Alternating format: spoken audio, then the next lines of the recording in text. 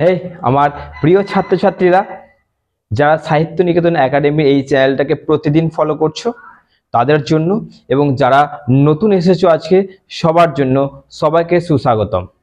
আজকে যে দুটো টপিক নিয়ে আলোচনা করব তার আগে তোমাদের বলে দিই, আজকে একটা ভিডিও আপলোড করেছি, সেখানে টপিক 13 নিয়ে আলোচনা করা হয়েছে বা 14 নিয়ে আলোচনা করা হয়েছে, মোট সামথিং হয়তো 14ই হবে। তো আজকে টপিক যেটা হচ্ছে সেটা হচ্ছে টপিক 15।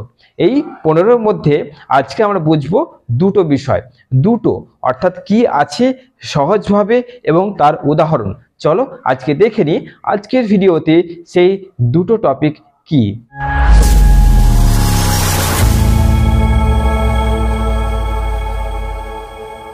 তো চলে এসেছি প্রথম যে টপিক নিয়ে আজকে আলোচনা করব সেটা দেখতেই পাচ্ছ, সেটা হচ্ছে ক্লাইম্যাক্স।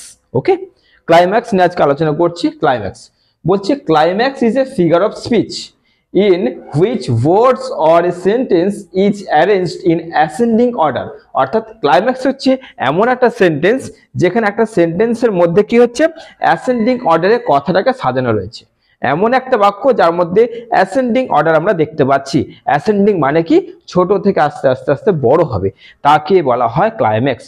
চলো আজকে বুঝিনি খুব সুন্দর 3টে বা 4টে উদাহরণ। দেখো, 1 নম্বর উদাহরণ কি, হি লস্ট হিজ ফ্যান্স। অর্থাৎ ফ্যান্স মানে তোমরা জানো যে বন্ধু বান্ধব, হ্যাঁ, ফ্রেন্ডস। এবার গেল এখানে বন্ধু বান্ধব মানে অনেকগুলো, এরপরে অ্যান্ড ফ্যামিলি। অর্থাৎ সে কি করছে, সে প্রথমে তার বন্ধুকে হারালো, তারপরে বন্ধুদের হারালো, তারপরে ফ্যামিলি হারালো। মানে বুঝতে পারছো ছোট থেকে আস্তে আস্তে যখন বড় যাচ্ছে, এরকম সেন্টেন্স বলা হচ্ছে ক্লাইম্যাক্স। 2 নম্বর কি আছে, ফার্স্ট আই স্মাইল। প্রথমে আমি হাসলাম, দেন আই লাফ, তারপর আমি একটু বেশি হাসলাম, তারপরে আফটার দ্যাট আই রোর, মানে আমি একদম চেঁচিয়ে উঠলাম, অর্থাৎ গর্জে উঠলাম।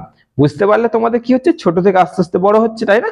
3 নম্বর, she dreamed of having a maid. Maid মানে কি, সে একটা স্বপ্ন দেখছে যে আমি একটা মেড রাখবো। মেড মানে কি, একটা কাজের লোক রাখবো। 2 নম্বর, সে কি ভাবছে, এ কার, এরপরে আমি একটা গাড়ি নেবো। তারপরে ভাবছে অ্যান্ড এ হাউস, তারপরে সে স্বপ্ন দেখছে একটা কাজের লোক রাখবো, গাড়ি নেবো, বাড়ি নেবো। একে বলা হয় ক্লাইম্যাক্স। চলো এরপর আমরা চলে যাচ্ছি 2 নম্বর টপিকে। দেখে নিই 2 নম্বর টপিক কি আছে। চলো বুঝে নিই আজকের 2 নম্বর টপিক।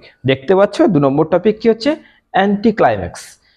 Climax, anti climax. আশা করছি আমার স্টুডেন্টরা বুঝতে পেরে গেছো যে অ্যান্টি ক্লাইম্যাক্সটা ঠিক কিরকম হতে পারে, তাই না? চলো তবুও দেখে নিই আমরা।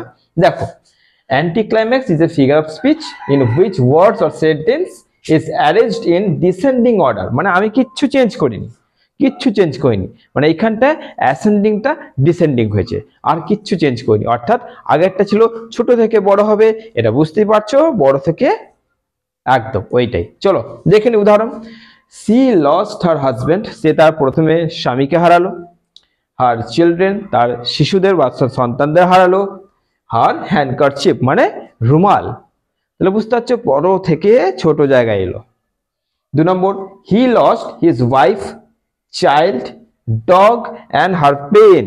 পেনটা বুঝতে পারছো, একটা পেন জাস্ট এরকম, কোথায় তার হাজবেন্ড বা কোথায় তার ওয়াইফ, সেখান থেকে দেখো পেনে এলো। তাহলে একে বলা হচ্ছে ডিসেন্ডিং অর্ডার, অর্থাৎ অ্যান্টি ক্লাইম্যাক্স।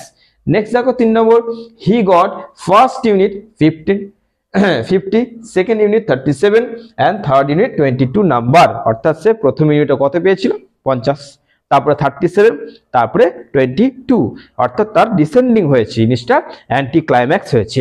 একে বলা হয় অ্যান্টি ক্লাইম্যাক্স।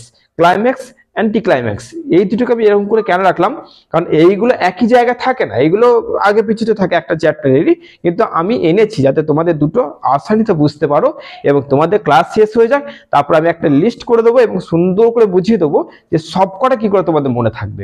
অনেক সমস্যা হচ্ছে, অনেক স্টুডেন্টের গুলিয়ে যাচ্ছে, বুঝে গেলেও গুলিয়ে যাচ্ছে, তো সেই সমস্যা থাকবে না।